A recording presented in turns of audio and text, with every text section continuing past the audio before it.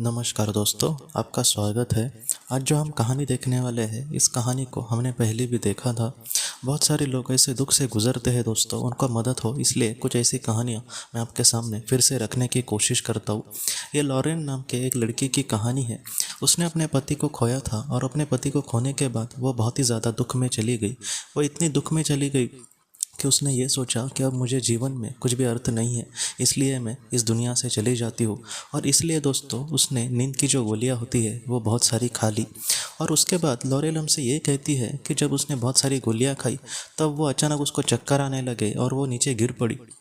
और जब उसको दोस्तों चेतना आई तब अपने आप को उसने अपने एक अलग ही दुनिया में देखा। उस दुनिया के बारे में वो ये कहती है कि वो एक अलग ही दुनिया थी और वो वहाँ पर बहुत ही खुशनुमा ऐसा एहसास था। वहाँ पर चारों ही तरफ बहुत ही सुंदर ऐसी रोशनी थी। वहाँ पर दुख, लाचारी या फिर कल का टेंशन या फिर कोई मजबूरी, ऐसी कोई भी टेंशन नहीं थी। वहाँ पर सिर्फ और सिर्फ एक शांति थी। वो हमसे ये कहती है कि वहाँ पर दूर ऐसे एक इंसान को उसने देखा और वो एक बच्चे के साथ खेल रहा है और उसकी वहाँ पर वाइफ भी है। लॉरेन हमसे ये कहती है कि जब मेरी इच्छा हुई उस इंसान के यहाँ पे जाने की और जानकारी लेने की कि मैं आखिर कहाँ पर हूँ, तो जब वो उस इंसान के करीब गई दोस्तों, तब उसने उसको पहचान लिया। वो उसका गुजरा हुआ पति था। वो ये कहती है कि वो मुझसे डायरेक्ट तो बात नहीं कर पा रहा था। वो अपने परिवार के साथ वहाँ पर बहुत ही खुश था। उसका एक छोटा बच्चा था और उसकी वाइफ थी। वो दोनों मिलकर अपने बच्चे के साथ बहुत ही अच्छे से, बहुत ही खुशी से वहाँ पर खेल रहे थे। लॉरेन ये कहती है कि जब उसने उस महिला को देखने की कोशिश करी कि आखिर ये कौन है लड़की मेरे हस्बैंड के साथ, तो उसने देखा तो एकदम चौंक गई दोस्तों। लॉरेन ये कहती है कि वो खुद ही थी। लॉरेन ये कहती है कि जब उसने उसको देखा तो वो एकदम चौंक गई कि मैं खुद ही मैं मुझे कैसे दिख रही हूँ।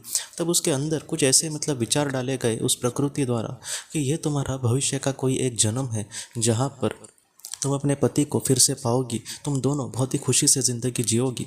तुम्हारा एक बच्चा भी होगा, बेटा होगा, और तुम उसके साथ बहुत ही अच्छी ज़िंदगी बिता पाओगे। इसलिए तुम अभी के दुख के लिए चिंता मत करना। इसके भी पीछे कुछ कारण है जिसके वजह से तुम्हारे सामने ऐसा दुख आया है। इसलिए तुम इस बात को लेकर चिंता मत करना। तुम्हारा जो पति है वो तो हमेशा के लिए तुमसे दूर नहीं गया। तो इस तरीके से बहुत ही अच्छे से उसको संदेश मिले और लॉरेन के समझ गई कि आखिर ये जो सारी चीज़ें हैं वो उसको आखिर क्यों दिखाई जा रही है, क्योंकि उसने सुसाइड की प्रयास किया था। और अब वो बहुत ही अच्छे से इन सारी चीज़ों को समझ पाई थी कि आखिर जो प्रकृति है उसको क्या कहना चाह रही है।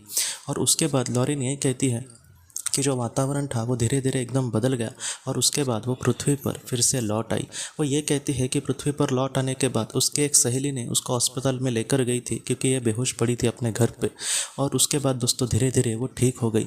और ये कहती है कि आज मैं जितना हो सके अकेलेपन से ही गुजर रही हूँ। मेरे जीवन में बहुत बड़े तो बदलाव नहीं आए, लेकिन फिर भी मुझसे जो सच्चा प्यार करने वाले लोग हैं मैं आज उनसे मिलती हूँ, उनसे अपने सुख दुख शेयर करने की कोशिश करती हूँ। लोगों की भी बातें सुनती हूँ, उनके दुख सुनती हूँ, उनको कुछ राहत देने की कोशिश करती हूँ। इसलिए मैं आज सच में अपनी ज़िंदगी से बहुत खुश हूँ और मुझे पता है कि मैं जितना हो सके अच्छे से अगर आगे बढ़ी तो मेरे पति से मैं ज़रूर अच्छे से मिलूंगी और आगे का हमारा जो जीवन होगा वो भी बहुत ही खुशियों से भरा होगा।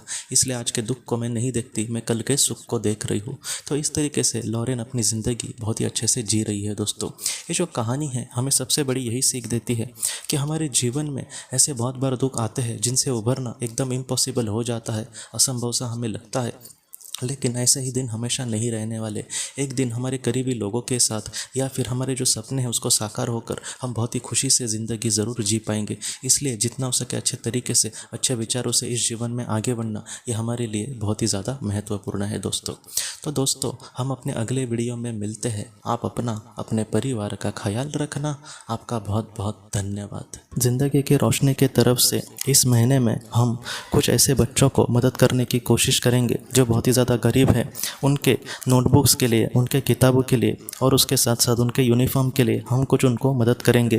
तो अगर आप भी ऐसे कार्य के लिए अपना कुछ योगदान करना चाहते हैं तो आपके सामने जो भी अकाउंट नंबर आ रहा है उसमें आप उसका योगदान कर सकते हैं। इससे उनको बहुत ही ज़्यादा मदद मिलेगी। आपका बहुत बहुत धन्यवाद।